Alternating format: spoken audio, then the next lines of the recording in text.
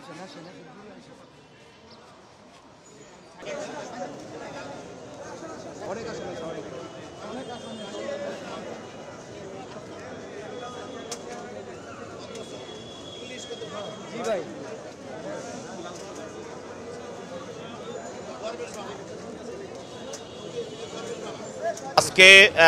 Fascist হাসিনার প্যাসিজমের অন্যতম সহযোগী এবং তার অনেক আস্থাভাজন আজকে মোট 9জন আসামিকে বিজ্ঞ আদালতে উপস্থাপন করা হয়।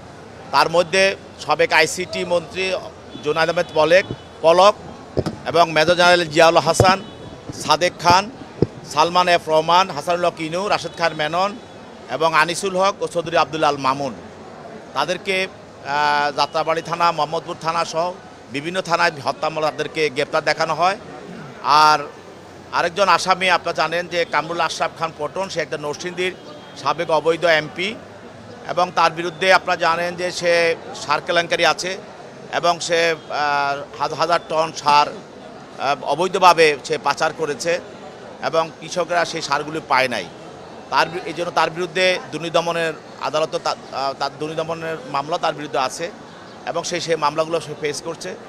আজকে এই ফলটন থানার গত 28-10-23 তারিখে বিএনপির মহাসমাবেশে যেই পুলিশ এবং আওয়ামী লীগ, যুবলীগ, ছাত্রলীগ এবং তাদের সমর্থন পুষ্ট তারা যে আক্রমণ করে এবং সেখানে যুবদল কর্মী শামীম নিহত হয়, ওই মামলায় পুলিশ প্রাথমিক তদন্তে এই পটনের আশরাফ খান পটনের তার জড়িত থাকার বিষয়টা তাদের নজরে আসে এবং তদন্তে বেরিয়ে আসে।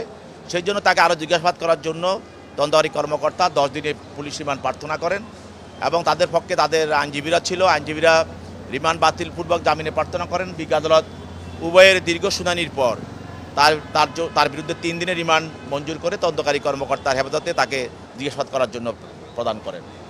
আদালতে বলছে যে আমি স্বতন্ত্র ক্যান্ডিডেট, আমি তো এগুলোর সঙ্গে জড়িত না। তা আমরা বলেছি দেখেন যে আওয়ামী লীগের এই প্যাসিস্টের সময় তো গত নির্বাচনে কেউ অংশগ্রহণ করে নাই, কোন রাজনৈতিক দল বিশেষ করে বিএনপি সহ গণতান্ত্রিক আন্দোলনে যারা ছিল তারা তো কেউ অংশগ্রহণ করে নাই।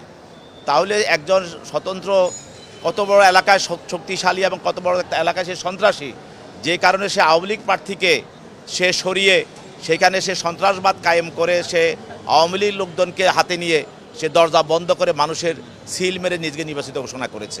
অতএব এখানে স্বতন্ত্র বলার কোনো কারণ নাই। সে আওয়ামী লীগের একটা বি টিম হিসাবে সেখানে সে কাজ করেছে এবং আওয়ামী লীগের লোক হিসাবে সে সেখানে আওয়ামী লীগের লোক দ্বারাই সে দরজা বন্ধ করে সিল মেরে নিজেকে নির্বাচিত ঘোষণা করেছে। আর কাবিল বাংলাদেশের একমাত্র ইউএল এবং ভিডি সার্টিফাইড কেবল, যা A গ্রেড LME রেজিস্ট্রেশন